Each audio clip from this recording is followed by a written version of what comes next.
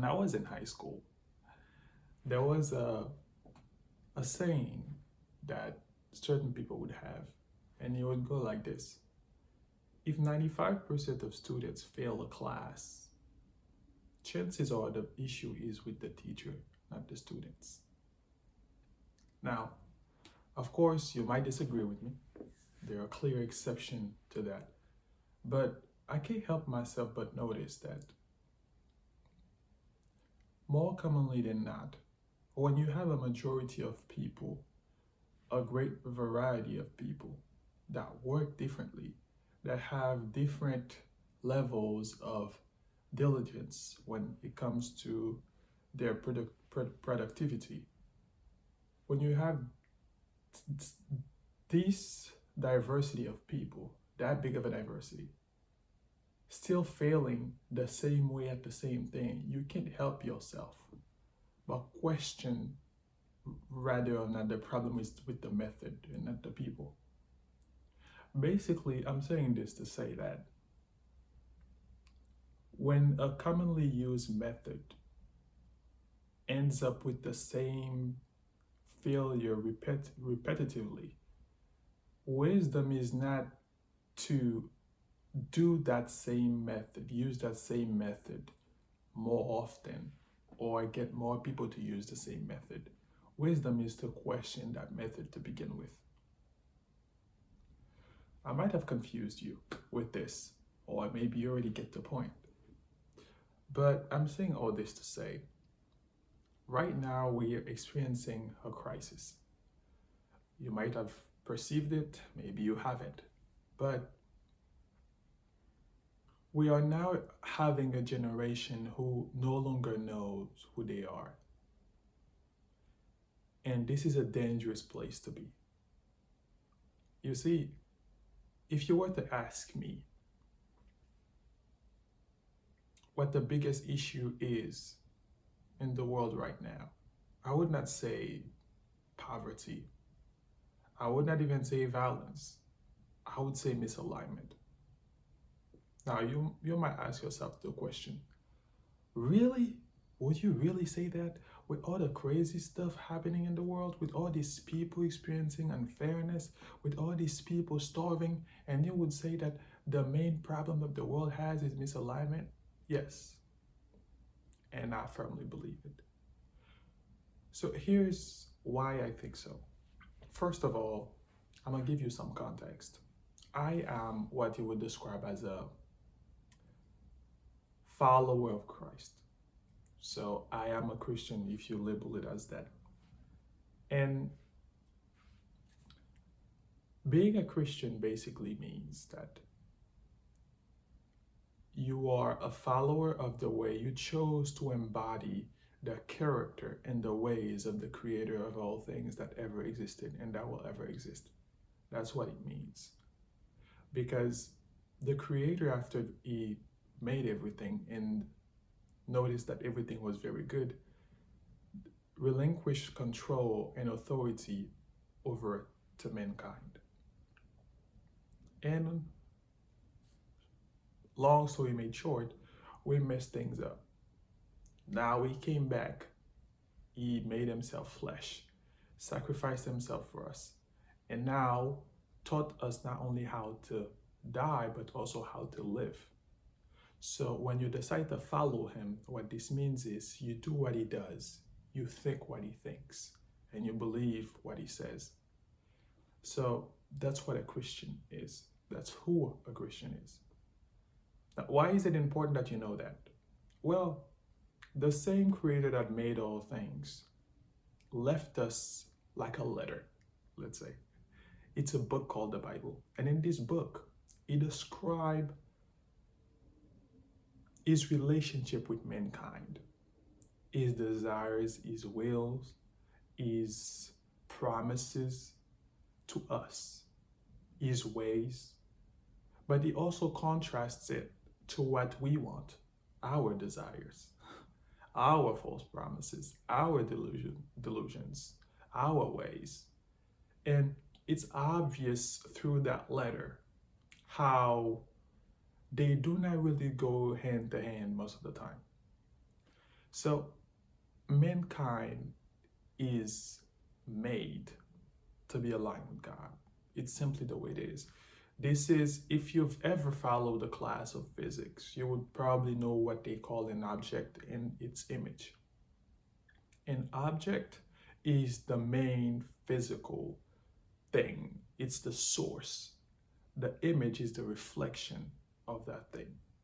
So when God created man, he created us in his image, which means that we are a different type of expression of God. So we are his reflection. We are like a replica of him, just in a different form. So being the image doesn't mean that you're the same. It just means that you share the same core, I would say, the core essence is shared to the point where if you see one, you see the other. But you can know the difference between the two because of the intensity of the source versus the intensity of the reflection.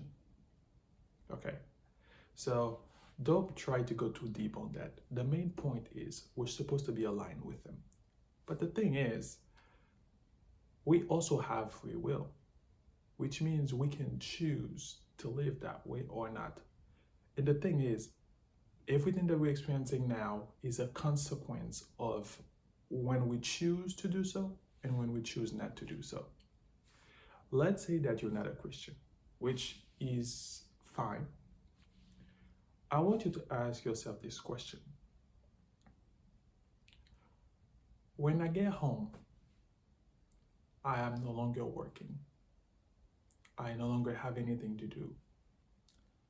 I'm not using my phone, just there. What do I feel? Do I feel peace?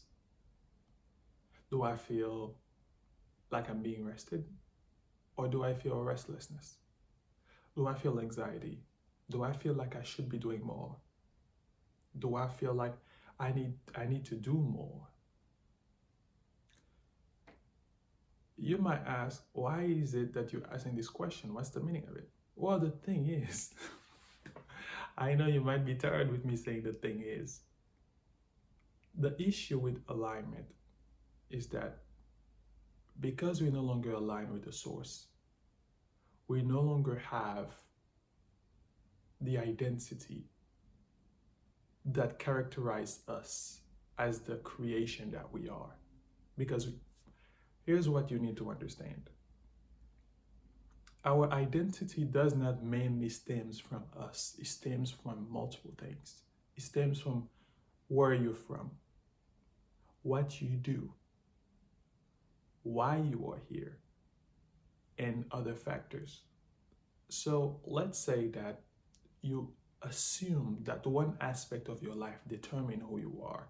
Let's say you're someone who, like the majority, is performance-based, and you assume that, well, if I do right, then I'm a rightful person. Not rightful.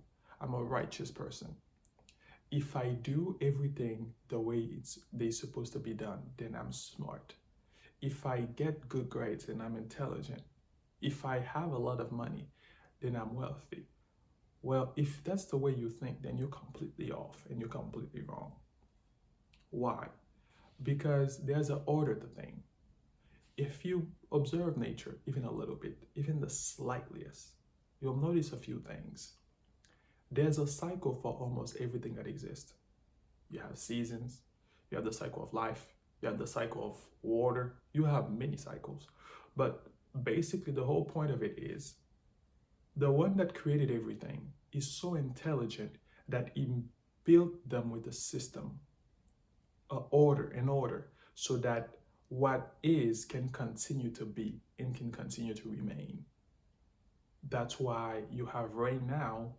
You can spend a few days not have rain, but afterward it will rain again. And if for some reason it never rains, then we're in trouble. The system allows a certain order, and everything is purposefully done the way it's done because the one that created all things is eternal. He can't help himself but put but instill his identity in everything he does. What this means is, because it's eternal, it doesn't create things that are finished. It creates things that are eternal. So that's why every time God has a system in place, if you follow that system, he will render abundance. He will bring about abundance because he is a God of abundance. So whenever you notice that you're experiencing something that does not look like the God that you know, then this means that you're following a system that's not his. Why is it important that I talk about systems? And the subject is not system, by the way. The subject is alignment. It's because the same way there's a system for everything, there's a system for identity as well. You become, then you do, then you have. This is how it's ordered in the Bible. That's why you have be fruitful, have multiply, subdue, and have dominion. So you notice it's be, do, have. And this was a revelation I got from many people that are not even related, by the way. But one of them is Myron Golden, who's a businessman. I got this from him. And I went back because you always need to check. When someone says something, you don't just receive it. You have to look at the word. When you read the word, you see that there's an order. It's be, do, have, which means that you become first, then you do, then you have. But this is not what we do, because the world, the same way the Bible says that the flesh lusted after the spirit and the spirit lusted after the flesh, the word does things inversely to the way that heaven does. So that's why you have people that believe that what I do defines who I am. What I have defines who I am. Instead of I become, then I do, then I have.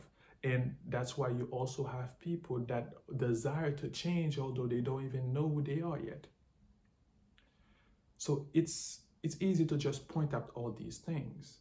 But the question now becomes, if you know that where you are doesn't match who you perceive yourself to be able to reach, or let me say it like this, where you are doesn't match where you want to see yourself at, or where you are does not match your perceived potential, or you feel like you deserve more, but for some reason you always end up having less. If you notice these things, you need to question yourself. What is it that's wrong? What is it that I don't know? Because the same way the truth set people free, a lie also creates bondage. So if you feel like you're bound, you're restricted in an area, this is obviously somewhere where you're not free, where you need freedom at. And that's where you need to start with the basics.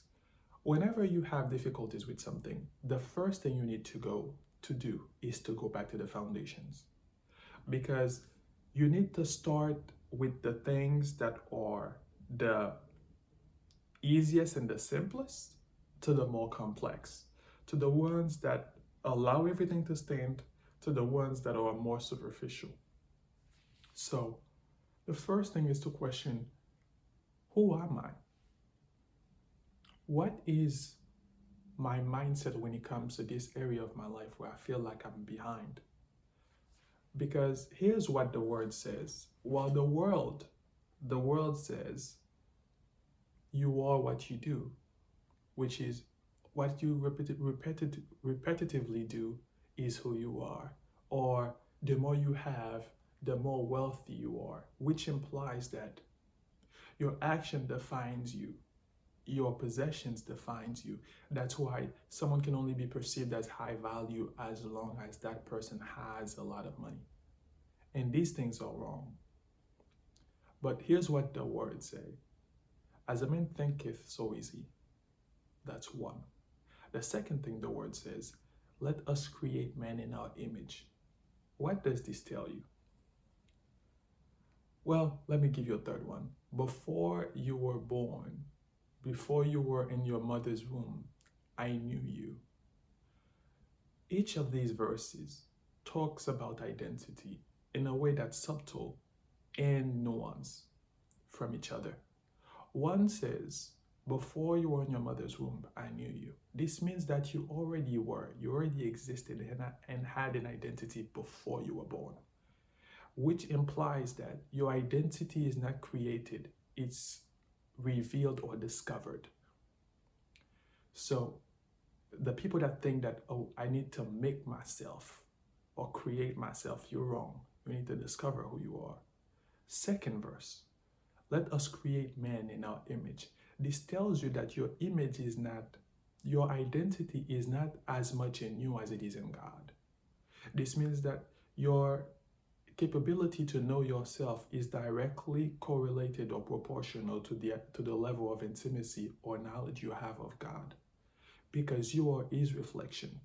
Knowing the object explains the image. Third verse, as a man thinketh, so is he. This means that the mindset that you have, the way that you think, determine who you are, not what you do. Now, here is the thing that's tricky for people. And I want you to make this distinction. I'm not saying that because what you do does not determine who you are, then you shouldn't do anything. That's not what I'm saying. And neither am I saying that because someone is doing something, then this means that they need to stop so that they can become, then to continue doing it. No. What I'm saying is, you need to know what to prioritize. Is it your identity that's the most important, or is it your performance? Because else, what you will end up doing is confuse performance-based action with who you actually are, and will think that because I can do, then I am. So the moment I no longer can do, I am nobody. So the three verses I just mentioned just reveal to you that there are levels to identity, and you must consider all three to truly understand why where you are is not where you want to be, and that there's possibilities for you to be out of there. But first, you need to know that the truth is there, and the only reason why you've never been freed is because you don't know it. What is the truth? Christ. That's the truth. Christ says, I am the truth, the way, and the life. Now, I am not preaching to you. I am not preaching. I'm not good at preaching, so I'm going to tell you up front. I'm telling you what the truth says. When Christ says, I'm the truth, the way, and the life, there's different way. And afterward, Christ says, you shall know the truth, and the truth shall set you free. The word that they use there for know is not the analytical or numerical, I don't know how you guys say it, but it's not the numerical way or data way of knowing, such as knowing numbers. Oh, I know how to count. No, this is the relationship knowing, the same type of knowing as when you say, oh, I know this person. Oh, I know how you feel. This is not something about numbers. It's not like data or something, a truth that you assimilated, although it can be. But the main way it's referring to there is a relationship with Christ that will set you free. And the freedom that we're seeking is important because the root of all these issues that we're experiencing is bondage. And the root of that bondage is ignorance. And until you get to the point where ignorance can actually be something that is no longer a weapon used against you, then you will continue to be bound. That's why the word says, my people are destroyed by knowledge, by the lack of knowledge. So they don't know, so they're destroyed. This is something that is extremely important for us to know and do. What's important to know? To know that our identity is not what we do. Our identity is who we are, basically. Who we are, and who we are is determined by our calling, our purpose, why we are here. What is our potential? What is it that we were called to do? And where are we from? And that's where you learned that you're not from this world. You're in it, but you're not from it. And these things, they tend to narrative because when these things shift, your priorities shift. When your priorities shift, your actions shift. And when your actions shift, then your results also shift. I truly hope I did a good job at explaining this. Although I will release other videos to talk more about the subject.